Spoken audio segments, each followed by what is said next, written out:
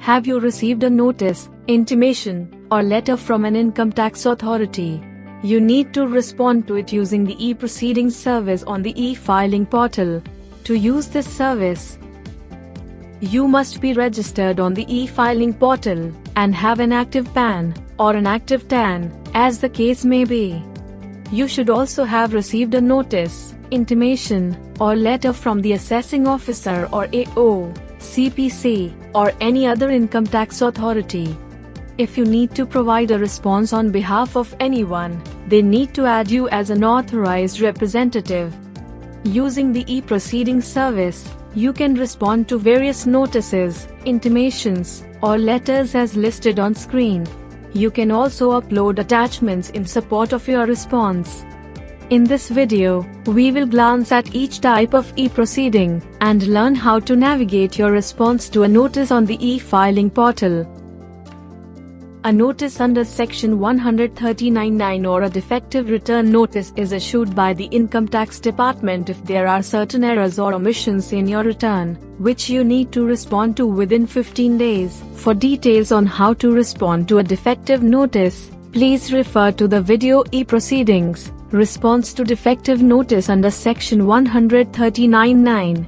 An intimation under Section 245 is issued by the department to let you know that your previous year's outstanding demand is proposed to be adjusted with the current year's refund.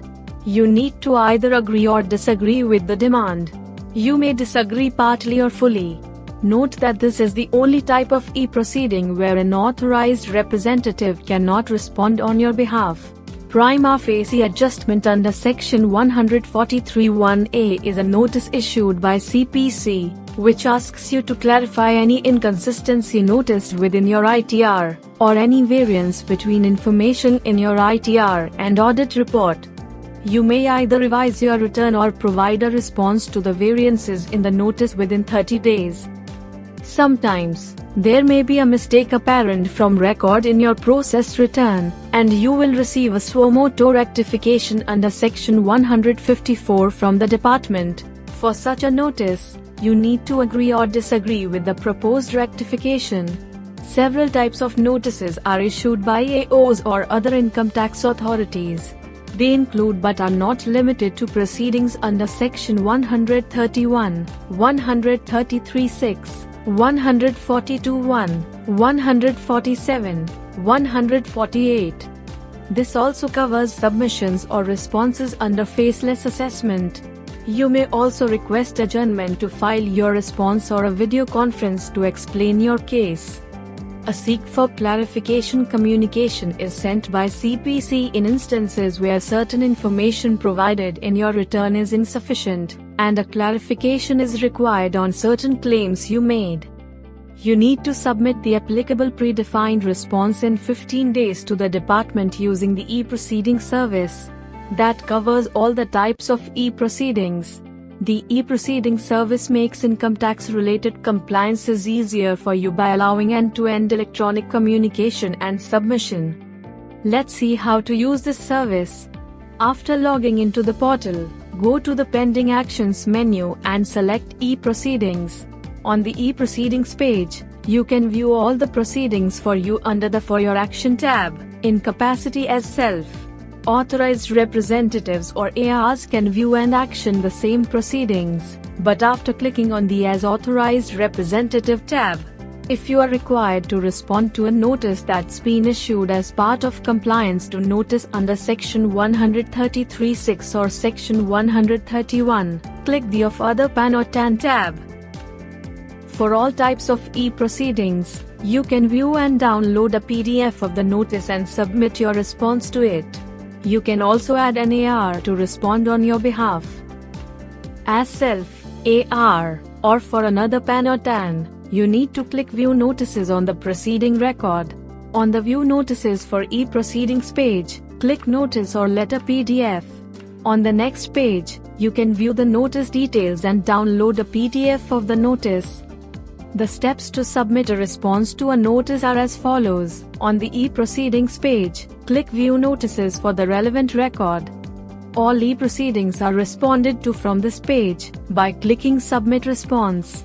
The responses to be provided are different for each type of e-proceeding.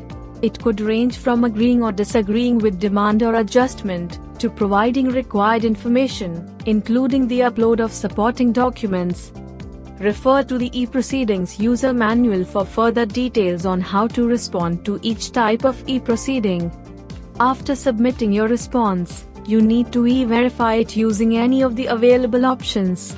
Refer to the How to E-Verify video to learn more. Once e-verified, the process is complete. Let's see how to add an authorized representative to respond to the notice. On the e-proceeding page, click Add View Authorized Representative on the proceeding. Note that you cannot add an authorized representative to respond on your behalf to an intimation under Section 245. On the Authorized Representative or AR page, you will see details of previously added ARs. If there are no active ARs, click Add Authorized Representative. Then, enter the required details, the authorized representative type, PAN, and name. Please ensure that the person being authorized has a legally valid power of attorney.